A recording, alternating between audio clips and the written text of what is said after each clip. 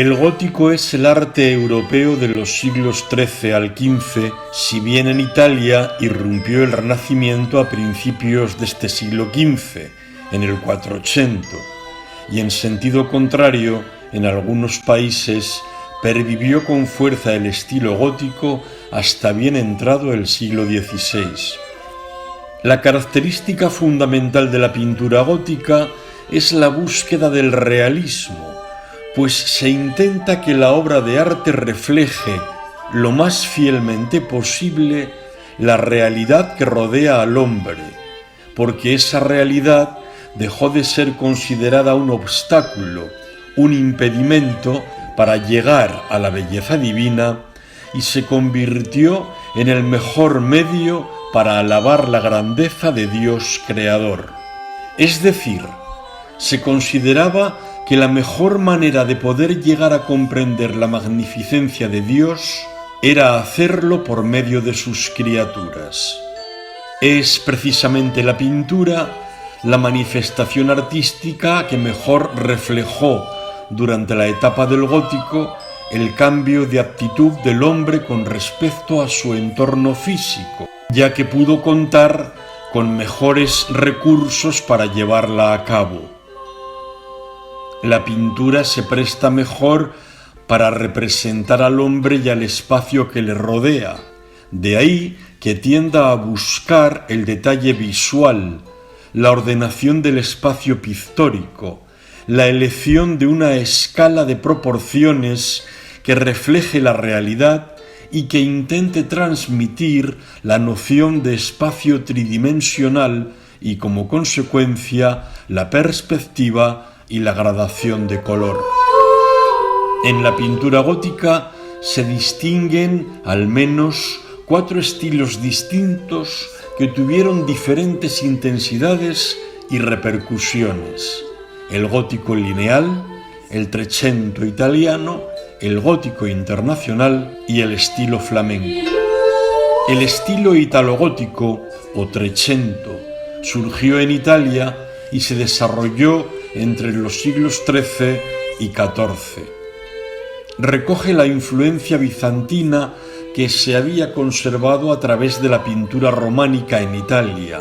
La pintura del Trecento se caracterizó por el mantenimiento de formas rígidas y estereotipadas, uniendo a ello un mayor dinamismo, una nueva vitalidad y la búsqueda permanente de los efectos de luz y sombra para conseguir volumetría, sensación tridimensional y de profundidad.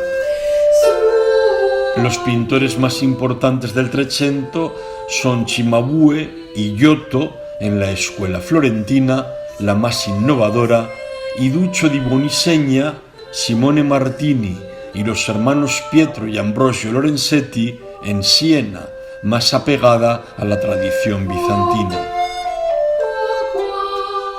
Giotto di Bondone, nacido hacia el año 1267 y fallecido en el 1337, fue el más destacado de los pintores del Trecento.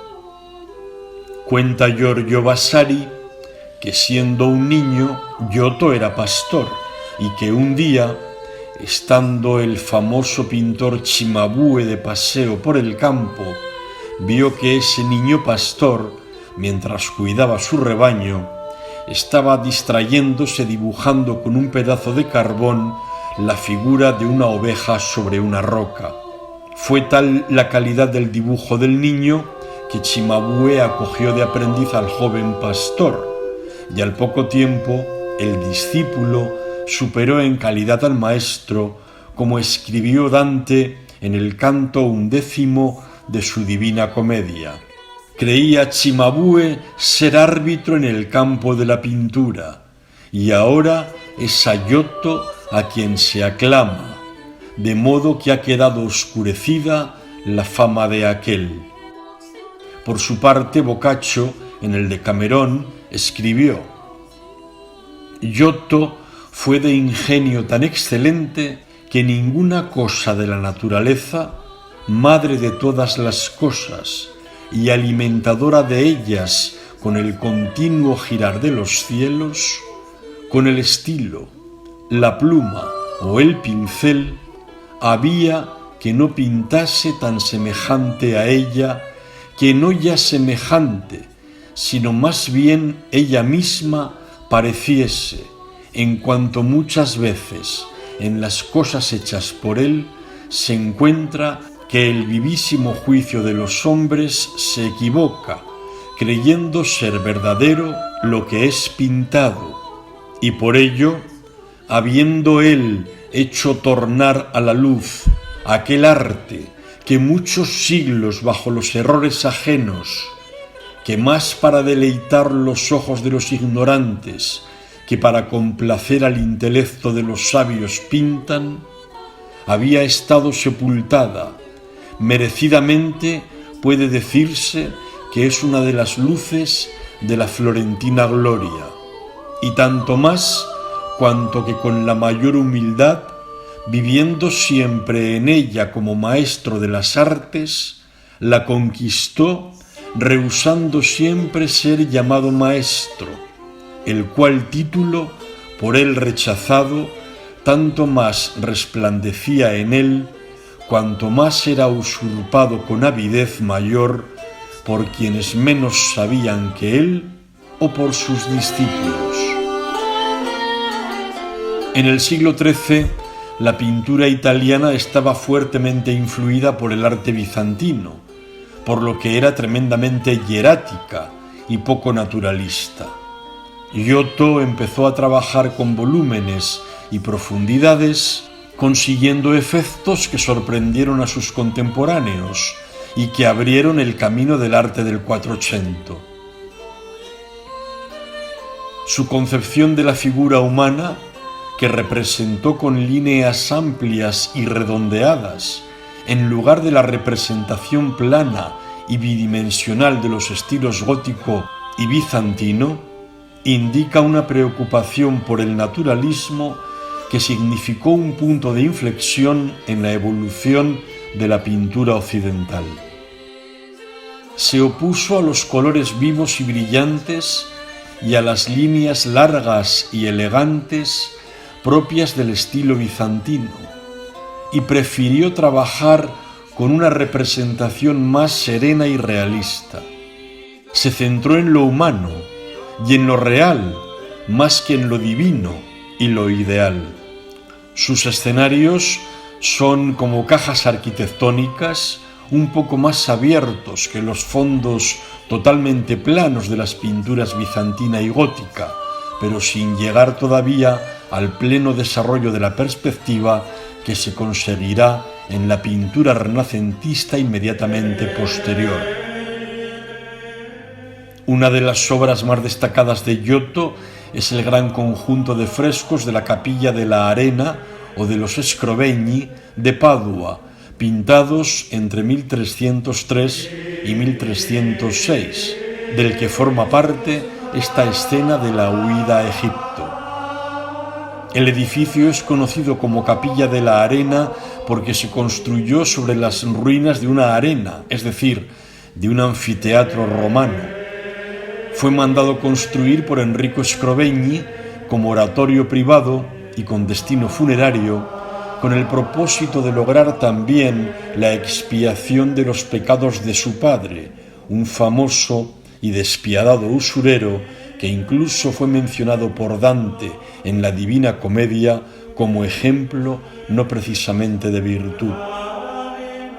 Giotto pintó las paredes y el techo de la Capilla Scrovegni al fresco, frescos que supusieron el anuncio de una nueva concepción de la pintura por la consecución de efectos de perspectiva, por la unificación del espacio en el que se integran las figuras y los elementos arquitectónicos que le sirven de marco, y por la solemnidad, el volumen, la corporeidad y la fuerza plástica de los personajes. Los frescos representan escenas de la vida de Jesucristo, desde el inusual mandato de Dios Padre al arcángel Gabriel para proceder a la Anunciación, hasta Pentecostés, incluyendo vicios, virtudes y el juicio final. El episodio de la huida a Egipto está relatado así en el Evangelio de San Mateo. Cuando se retiraron los magos, el ángel del Señor se apareció en sueños a José y le dijo: «Levántate, toma al niño y a su madre y huye a Egipto. Quédate allí hasta que yo te avise, porque Herodes va a buscar al niño para matarlo». José se levantó, tomó al niño y a su madre de noche, se fue a Egipto y se quedó hasta la muerte de Herodes para que se cumpliese lo que dijo el Señor por medio del profeta: «De Egipto llamé a mi hijo». Al verse burlado por los magos, Herodes montó en cólera y mandó matar a todos los niños de 2 años para abajo, en Belén y sus alrededores, calculando el tiempo por lo que había averiguado de los magos. El episodio de las penurias de la huida a Egipto sirve para conseguir que los fieles se sientan identificados con los sufrimientos que tuvo que padecer la Sagrada Familia y al tiempo contribuyen al consuelo y a la resignación. Si Dios, su Madre y quien hacía las veces de Padre tuvieron que pasar tribulaciones y pesadumbres, cuánto más no tendrán que soportar quienes no tienen tal condición divina.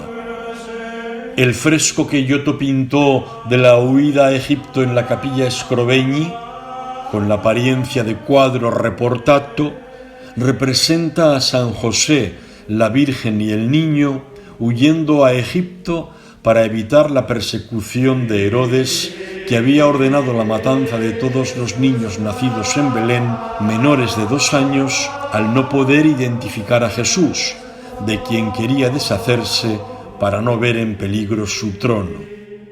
La Virgen María, montada en un burro, conducido por San José, lleva al niño en sus brazos en actitud protectora. El aspecto sobrio y solemne de la Virgen evoca la majestuosidad de las matronas romanas. Su nimbo está tratado en escorzo, adaptándose a la cabeza de perfil, lo cual es una novedad representativa.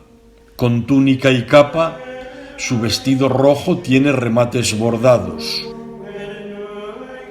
El niño Jesús, aun en la contrariedad incómoda de un viaje de huida, está seguro, sujeto y protegido por su madre. Luce nimbo crucífero y su vestido está recamado en oro, aludiendo a su condición de divina majestad. San José, nimbado, de aspecto cansado y senil, muestra en su rostro preocupación por las penurias del viaje. Está vestido con túnica azulada y capa anaranjada. Apoya en su hombro izquierdo un bastón, mientras que con su mano derecha, invisible porque la tapa la amplia capa que luce, porta una vasija. El nimbado ángel que advirtió a San José en sueños del peligro, le marca en esta escena el camino en acentuado escorzo. El asno, con las patas delanteras en posición de ir al paso, consigue dar cierta sensación de movimiento contenido a la escena, sensación dinámica que se completa con la mirada hacia atrás de San José y la ligera pendiente del camino, en paralelo con la cincha de la cabalgadura y con la falda izquierda de la montaña más cercana.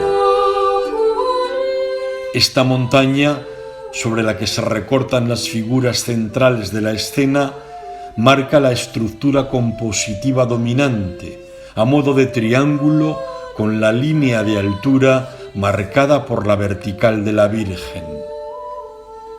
De la montaña nacen árboles muy esquemáticos, pero que denotan ya un gusto por la representación de la naturaleza en los fondos, descartando el habitual oro como evocación de lo sagrado. Los otros personajes de la escena son un joven con una cantimplora al cinto junto a San José, con quien intercambia miradas de preocupación.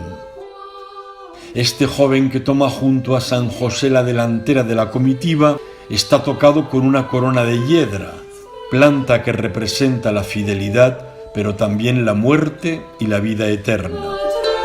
Otros 3 jóvenes caminan detrás del asno.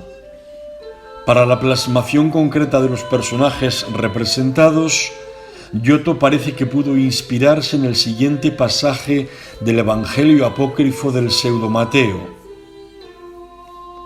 La víspera del día en que esto tuvo lugar, se refiere a la matanza de los inocentes, José fue advertido en sueños por un ángel del Señor que le dijo: «Toma a María y al niño y dirígete a Egipto por el camino del desierto».